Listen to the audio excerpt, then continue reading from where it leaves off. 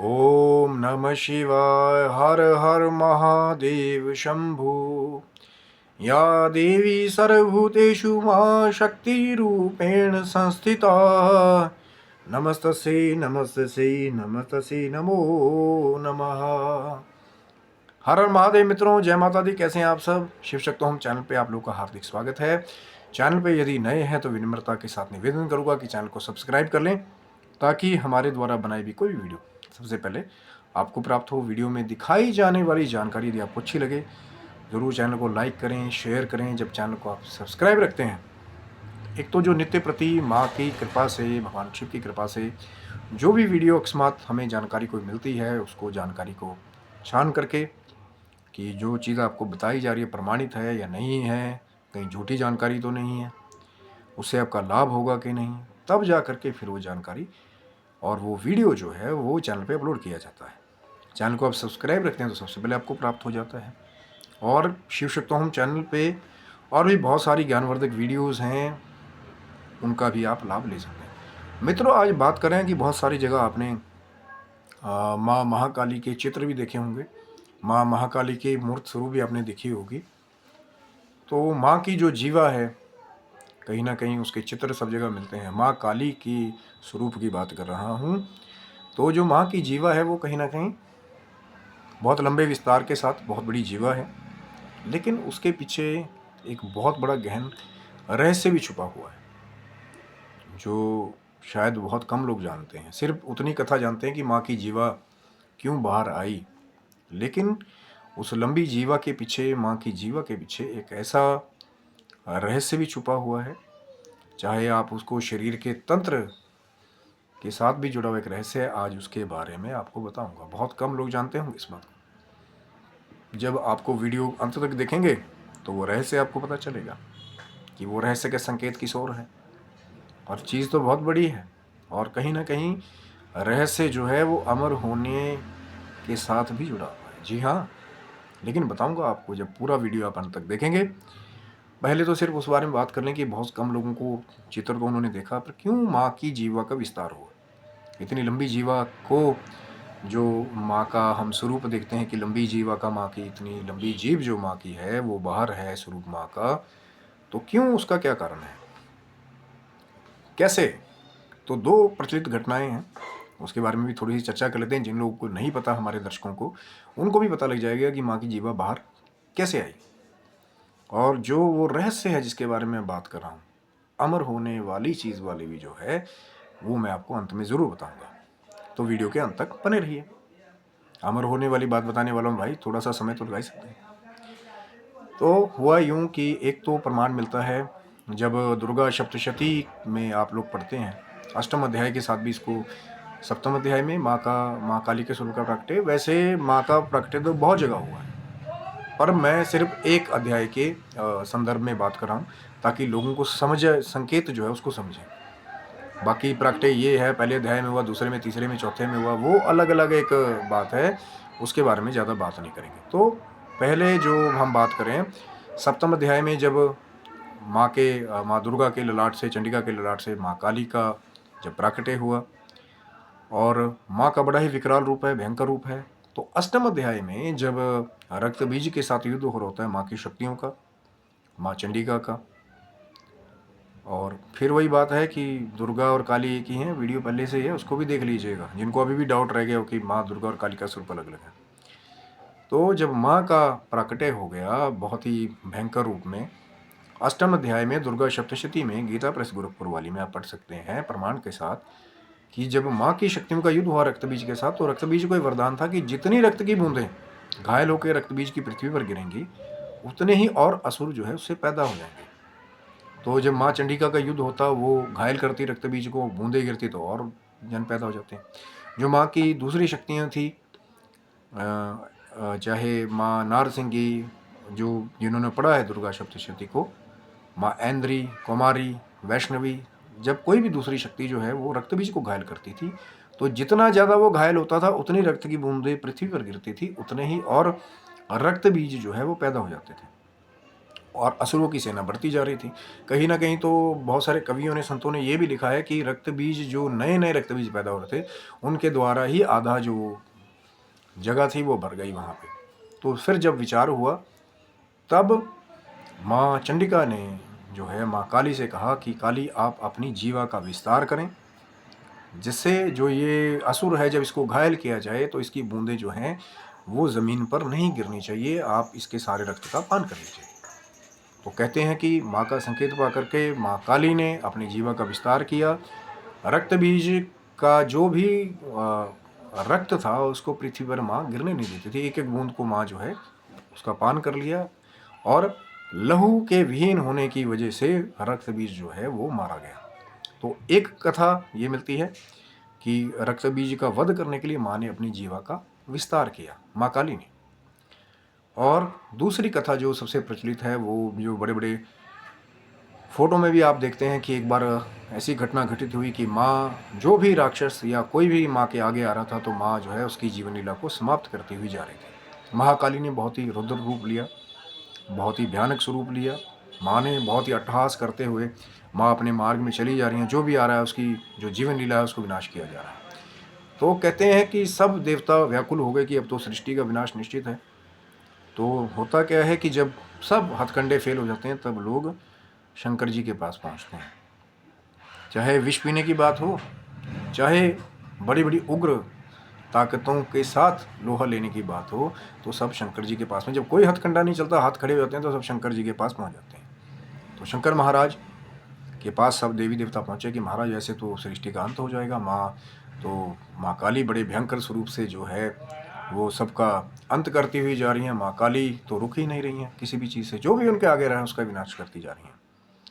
अब माँ का क्रोध कैसे शांत होगा? तो आप ही कोई युक्ति बताइए शंकर जी, हमारे तो सब हथकंडे फेल हो गए। आप तो देवादिदेव महादेव शंकर हैं, और नीलकंठ भी आप ही हैं, विष का पान भी आपने किया था। अब इस मुश्किल से समाधान भी आप ही करेंगे, क्योंकि जो माँ शक्ति है, माँ भगवती के इस स्वरूप के साथ जो सामने माँ के खड़े होने की क्षमता अब किसी में नहीं है। तो फिर कहते हैं कि शंकर जी ने बहुत गहन ध्यान लगा करके एक बहुत ही एक सूझबूझ वाली युक्ति निकाली। कहते हैं ना कि गुरु का ज्ञान ही बहुत बड़ा होता है। ज़रूरी नहीं कि हर एक चीज़ बल से ही जीती जाए, हर एक चीज़ शक्ति प्रदर्शन से ही जीती जाए। कई बार युद्ध से जो है वो नुकसान ज़्यादा होता है, लेकिन कई बार जो समझदार होते हैं वो अपनी युक्तियों से भी बड़े बड़े युद्धों को जीत लेते हैं। तो शंकर जी ने क्या युक्ति निकाली कि गए वो उस क्षेत्र में जहाँ माँ सबका विनाश करती हुई, एक हाथ में खड्ग लेकर के, एक हाथ में खप्पर लेकर के माँ जो है सबका विनाश करती हुई जा रही थी।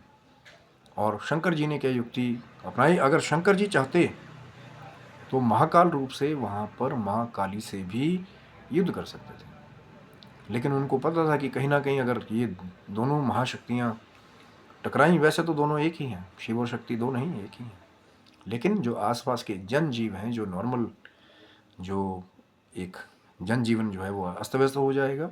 इसलिए वहाँ पर युद्ध करना सृष्टि का ही विनाश करने वाली बात थी, क्योंकि महाशक्ति इधर से भी, महाशक्ति उधर से भी टकराएगी तो फिर आसपास में तो फिर नुकसान होगा ना। तो शंकर जी ने एक बहुत सुंदर युक्ति लगाई, और जहाँ माँ जा रही थी, माँ के मार्ग में फिर नीचे जाकर के लेट गए।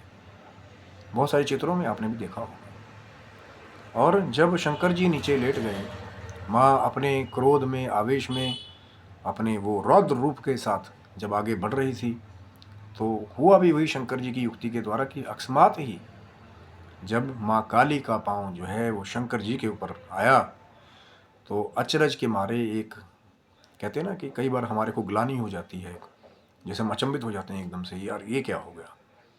क्योंकि कहीं ना कहीं जब शंकर जी पाँव के नीचे आ गए तो माँ ने एक ऐसी अपमानित स्थिति को महसूस किया जिसके द्वारा माँ की जो जीवा है वो पूरी विस्तार के साथ बाहर आ गई। ये कथा बहुत सारे लोगों ने यहाँ तक सुनी हुई, और कहते हैं कि वहाँ पे शंकर जी ने ना केवल अपनी युक्ति के द्वारा सृष्टि को बचाया, और माँ को भी एक तरह से शांत कर दिया। वहाँ पे माँ शांत हो गई कि मेरा पाँव शंकर जी के ऊपर आए, शंकर जी वंदनीय हैं, शंकर जी पूजनीय हैं, देवादिदेव महादेव हैं, इनके ऊपर मेरा पाँव आ गया।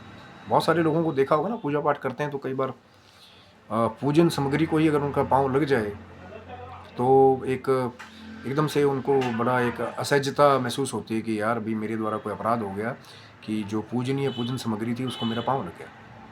तो उसी भाव के साथ माँ ने भी वहाँ पे जो है, जो माँ का एक स्वरूप था वो शांत हो गया कि शंकर जी के ऊपर मेरा पाँव हो गया, अब तो मुझे अपनी जो ये शक्तियाँ हैं, जो उग्र जो मेरा स्वरूप है, उसको माँ ने फिर वहाँ पे शांत कर दिया। तो ऐसे शंकर जी ने बड़ी युक्ति के साथ माँ के क्रोध को शांत किया। बड़ी लंबी चर्चा है क्यों, कैसे जो है माँ का वो क्रोध प्रकट हुआ था जब वो पूरे संसार का विनाश करके जा रही थी। आज सिर्फ हमने इतना समझना है कि जो माँ की जीवा का, जो बड़ी जीवा का जो विस्तार है उसको समझना था, और उसके बारे में जो चर्चा आपके साथ करने की मैंने कोशिश की कि मैं आपको बता दूं कि जो नहीं कारण जानते थे, लेकिन अब वो रहस्य की मेन बात, वो मुख्य बात जिसके द्वारा मैं आपको वो बताना चाहता हूँ कि जो लंबी जीवा का था उसका तंत्र के एक प्राकट्य में, तंत्र शास्त्र में जो इस गुप्त तंत्र रहस्य को जानते हैं, एक ऐसी महामुद्रा के साथ उसका लिंक है जो बड़े बड़े लोग, वैसे तो देखिए आपको बताना चाहता हूँ कि कुछ ऐसी गुप्त मुद्राएं हैं हठ योग की भी, जब आप किसी गुरु के सानिध्य में रहेंगे तो गुरु आपकी परख करके फिर आपको धीरे धीरे उस मार्ग की ओर ले जाते हैं, धीरे धीरे आपको उसमें विद्वान बनाया जाता है, धीरे धीरे उसकी, तभी मैं कह रहा हूँ ना कि बहुत सारी ऐसी क्रियाएं हैं, मुद्राएं हैं जो रहस्यों से भरी हुई हैं लेकिन सबको नहीं बताई जाती।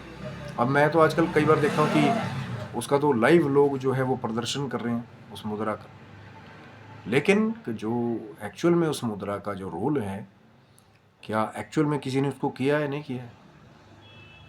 अब मुंह खोल के तो आप दिखा देते हैं ना कि जीवा को उल्टा कर दिया, भाई जीवा कहाँ तक जा रही है, क्या वहाँ तक जा रही है कि नहीं। जी हाँ, जो माँ की काली का जो लंबी जीवा का विस्तार है, कहीं ना कहीं जो बहुत सारे माँ काली के साधक हैं उनको पता होगा, आपने भी यूट्यूब पे या बहुत सारे पोर्टल्स पे पहले भी देखा होगा कि इसका लिंकिंग जो है वो खेचरी मुद्रा के द्वारा है। जी हाँ मित्रों, खेचरी मुद्रा अब क्या है, बहुत लंबी चर्चा है, बहुत गहन मुद्रा है, और कहीं ना कहीं जैसा मैंने बात की थी कि आदमी को अमर तक बना देने वाली ये मुद्रा है, सदा यौवन रखने वाली ये मुद्रा है।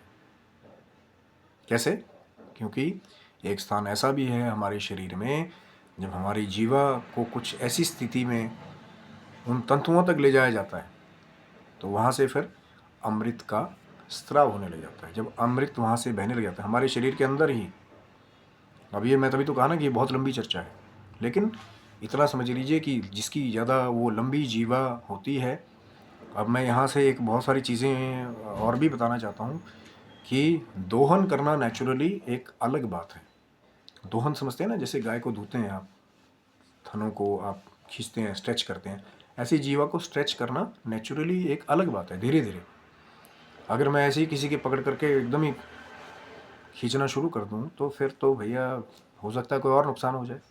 तो जब प्रतिदिन धीरे धीरे करके हठ योग की कुछ एक साधना है जब उसका दोहन किया जाता है, जैसे धोते हैं ना गाय को जीव को पकड़ करके, तब धीरे धीरे कहते हैं कि उसका विस्तार होने के एक चांसेस होते हैं। एक तो उसमें लचीलापन, उसकी एक्सरसाइज जब आप डेली कराते हैं, कई बार आगे पीछे करना, ऊपर नीचे जीवा को करना, बहुत सारी ऐसी हठ योग की क्रियाएं हैं जो जब गुरु की कृपा हो जाती है तो साधकों को बताई जाती है। लेकिन कहीं ना कहीं मैंने बहुत सारे और भी जगहों पे पढ़ा है कि कई लोग कोशिश करते हैं कि नीचे के तंतु को ब्लेड से काटना। अब भैया सही गलत नहीं है, अब कई गुरु टेक्निक लगा के, अपना जुगाड़ लगा के ये वो करने की कोशिश करते हैं, और कई बार वही चीज़ें जो है कहीं ना कहीं बहुत सारे लोगों के जीवन को अफेक्ट करती हैं।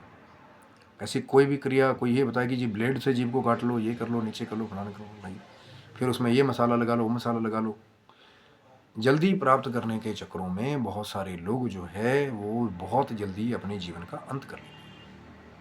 नहीं तो यही बताया गया जातर शास्त्र में, खेचरी मुद्रा के जो पुराने कई साधक हैं वो आपको जातर यही बताएंगे, दोहन करना, उसके बाद फिर जीवा को उल्टा करके, इसको ऐसा समझिए उल्टा जीवा को ले जाया जाता है, और फिर कहीं जा करके ऐसे वो एक ऐसी खास ब्रह्मरंध्र की जगह, वो मैं अभी पूरी चर्चा नहीं कर रहा हूँ उसके बारे में, खिचड़ी मुद्रा के बारे में, क्या है, कैसे करनी है, नहीं करनी है, कैसे करना चाहिए, एक छोटा सा चित्रण की बात होगी। क्योंकि माँ काली की वो जो लंबी जीवा है, जब खिचड़ी मुद्रा के लिए उस लंबी जीवा का प्रयोग होता है तो कहीं ना कहीं माँ काली के द्वारा ही उस मुद्रा का भी जनन बताया जाता है। अब ये बहुत पुरानी बातें हैं कि कैसे शंकर जी और माँ भगवती के जो संवाद के बीच में कुछ ऐसी महामुद्राएं भी निकली जिससे आदमी के अमर होने तक की बात भी कही गई है। मैं कोई यहाँ से कोई अपने यहाँ से कोई वो नहीं दे रहा हूँ, कोई सर्टिफिकेशन नहीं दे रहा हूँ कि हाँ भैया ऐसा कर लोगे, जीव को उल्टी सीधी करोगे, ये हो जाएगा, वो हो जाएगा। जो है साधक जिन्होंने बातें बताई हैं, जो तंत्र शास्त्र है, उनको बिठा के पढ़ेंगे तो आपको कहीं ना कहीं खिचड़ी मुद्रा के बारे में भी मिल जाएगा। अभी मैं पूरी जानकारी नहीं उसकी दे रहा हूँ आपको कि अब जाओ जीव को उल्टा घुमाना शुरू कर दो, खाली कैमरे पे गए ऐसे करके दिखा दिया जी हम तो खिचड़ी मुद्रा सिद्ध कर ली हमने। लेकिन होता क्या है कि जो एक्चुअल जो खिचड़ी मुद्रा के जो साधक हैं, सन्यासी हैं, योगी हैं, जो हठ योग की साधनाएं करने वाले हैं, जिन पे माँ की कृपा हो जाती है, वो अपनी चीज़ों का प्रदर्शन जो है इतनी जल्दी नहीं करते सके, खास करके मीडिया के आगे कि जी कैमरा चल रहा है, आपको ऐसे करके दिखा दिया जी खिचड़ी लगी है हमारी। तो बहुत सारे ऐसे हैं जिन्होंने एक्चुअल में उस अमृत का पान किया है, वो बहुत जल्दी सबको नहीं बताते, क्योंकि ये डेंजरस मुद्रा भी है। क्यों? क्योंकि अगर गलत लोगों को अमृत की प्राप्ति हो जाए तो फिर उसका विनाश कैसे होगा। इसीलिए तो मोहिनी स्वरूप धरा था ना ठाकुर जी ने कि देवताओं को अमृत पिलाया जाए, कहीं राक्षसों को अमृत अगर मिल गया और ये लोग अमर हो गए तो फिर इनका विनाश नहीं हो सकेगा। फिर कैसे जो असहाय लोग हैं, निर्बल लोग हैं, उनसे बचाव होगा। तो ऐसे ही जब गुरुओं की कृपा हो जाती है, भगवान शिव की, माँ जगदम्बा की, माँ काली की कृपा हो जाती है, तब जा कर के कोई गुरु जो है आपको उसका सेफ मार्ग, चाहे वो टाइम लेकर के हो, जैसे मैंने आपको बताया कहीं कट नहीं लगाना, कहीं ये नहीं करना। बहुत सारे गुरु वैसे भी दूसरे वो जुगाड़ में लगे हुए हैं कि ब्लेड से काट करके जी जीवा के ये जो निचले वाला हिस्सा होता है फिर उसको लंबा करने की कोशिश करते हैं। ऐसी चीज़ों के पीछे मत पड़िए, कई बार बहुत नुकसान भी हो जाता है कुछ लोगों को। लेकिन जो नेचुरल क्रिया है, एक्सरसाइजेज हैं, उसके द्वारा भी ऐसी बहुत सारी एक्सरसाइजेज हैं जिससे आप अपनी जो अंदर की छुपी हुई शक्तियाँ हैं उनको जान सकते हैं। लेकिन जब मंत्र करेंगे, भक्ति करेंगे और शिव की, माँ जगदम्बा की कृपा होगी तो अपने आप ही आपको चीज़ें प्राप्त होती। सिर्फ ये जानकारी के लिए यहाँ से कोई सर्टिफिकेशन नहीं है मेरी तरफ से कि आओ जी मैं आपको ये ट्रेनिंग कराता हूँ, वो ट्रेनिंग कराता हूँ। जो पढ़ा है, बहुत बड़े संतों से पाया है, सुना है, वो जानकारी बस आपके साथ मैं शेयर कर रहा हूँ। क्योंकि माँ काली की जो लंबी जीवा है उसका कैसे खिचड़ी मुद्रा के साथ भी एक लिंक है। क्योंकि लंबी जीवा की आवश्यकता चाहिए ना, तभी उल्टी होकर के जीवा उस स्थान तक पहुँचती है जहाँ वो अमृत के तंतु बताए जाते हैं, जहाँ से अमृत बहता है शरीर के अंदर ही। और कहते हैं फिर जो साध लेता है खिचड़ी मुद्रा को, उसको फिर भूख, प्यास, थकान, ये चीज़ें नहीं होती और एक यौवन जो है उसका वो बना रहता है। लेकिन कैसे, कितने साल की साधनाएं हैं, ये मत सोचिए कि 1 मिनट के अंदर ही हठ योग की जो है सिद्धियाँ। तभी तो मैं बार बार बात कहता हूँ ना, हिमालय में जो योगी हैं वो जानते हैं असली सिद्धियों को, क्रियाओं को। अब यहाँ तो ये वाले बाबा वो कॉलेज छोड़ के आ गए, ये हो गया, वो हो गया, बस लोग इसी के पीछे लगे हुए हैं। असली जो खिलाड़ी हैं, असली जो सिद्ध हैं, उनके दर्शन इतने आसानी से आपको नहीं मिलेंगे। खास करके मीडिया के ऊपर कि जी कैमरे पे वो आपको खिचड़ी मुद्रा करके सब लोग दिखाएं। भक्तिवश है वो अलग बात है, बताया भी इसको जाता है जब संत लोग जो है प्रसन्न हो जाते हैं, देखते हैं कि हाँ भाव है, कल को विद्या का गलत प्रयोग नहीं करेगा, तब जा करके वो लोग देते हैं। पर पहले दर्शन तो हों असली लोगों के, नकलियों के पीछे तो बहुत सारी मीडिया भाग रही है। तो ये था मित्रों एक चर्चा, और सेफ रहें, वही बात है, भक्ति कीजिए, माँ अपने आप ही आपको मार्ग दिखाएंगी।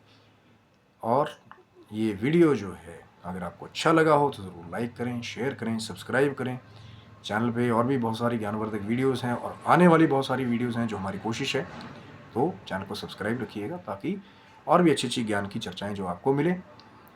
और वीडियो में कोई चीज़ आपको अच्छा ना लगा हो, बहुत सारी ऐसी चीज़ें होती हैं कई बार हमारा ध्यान नहीं जाता, तो आप कमेंट बॉक्स में मर्यादित शब्दों में कमेंट करके भी हमें बता सकते हैं। या कोई ऐसा टॉपिक है जिसके बारे में आप चाहते हैं कि वीडियो बने, आपकी चर्चा हो, आप उसके बारे में भी हमारे को बता सकते हैं, लेकिन अपने शब्दों का थोड़ा सा ख्याल रखिए, क्योंकि बच्चे, बूढ़े, महिलाएं जो है वो कमेंट बॉक्स को पढ़ते हैं, तो कहीं ना कहीं मर्यादा को बनाए रखना भी हमारा दायित्व है।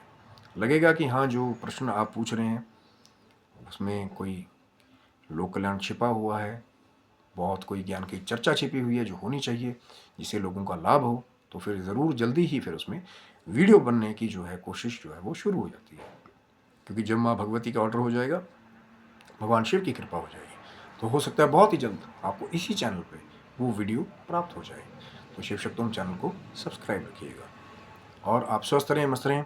भगवान शिव की, माँ जगदम्बा की कृपा आपके पूरे परिवार के ऊपर बनी रहे। आपका पूरा परिवार जो है वो निरोगी रहे, दीर्घायु हो, और आपके जीवन की जो भी अच्छी मनोकामनाएं वो पूर्ण हो, और आपके जीवन की जो यात्रा है, जो आपकी भौतिक यात्रा है, जो आपकी आध्यात्मिक यात्रा है, वो हमेशा उन्नति के मार्ग पर हमेशा आगे की ओर अग्रसर होती रहे। यही हमारी भगवान शिव और माँ जगदम्बा के चरणों में अरदास है। तब तक के लिए हर हर महादेव मित्रों, जय माता दी।